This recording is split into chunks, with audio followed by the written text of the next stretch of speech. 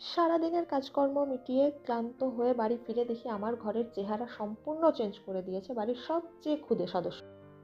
পুরো ঘর জুড়ে বিস্কিটের ক্রাঞ্চ ছড়ানো, জিনিসপত্র এদিক ওদিক ছড়িয়ে ছিটিয়ে রাখা, যাচ্ছে তাই রকমের খারাপ অবস্থা। এদিকে ঘরদোর সামান্য অপরিষ্কার থাকলেও আমার ভীষণ শরীর খারাপ হয়। অগত্যা ভীষণ ক্লান্ত থাকা সত্ত্বেও ফ্রেশ না হয়ে শুরু করে দিলাম ঘর গোছানো। বাইরে গেলে আমি সবসময় নিজের ঘরটা আটকে রেখে যাই। আজকেই তাড়াহুড়োতে ভুলে গেছিলাম আর আজকেই এই কাণ্ড।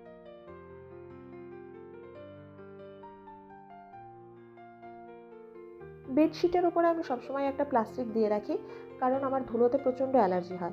আর বেডশিট তো রোজ রোজ ধোয়া সম্ভব হয়ে ওঠে না। তো ওয়াইপস দিয়ে মুছে নিলেই ধুলোটাও চলে যায় আর আমার শরীরটাও ঠিক থাকে।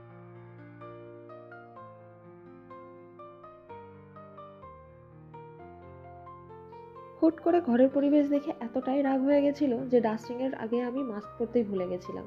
তাই যেই ভয় থেকে তাড়াহুড়ো করে ডাস্টিং শুরু করেছিলাম সেটাই হলো শেষমেশ। ঘর পুরোপুরি গুছিয়ে ওঠার আগেই অ্যালার্জি এসে হাজির। তবুও সবকিছু পরিষ্কার করার পরে চারপাশটা দেখে বেশ মনটা ভালো হয়ে গেছিল।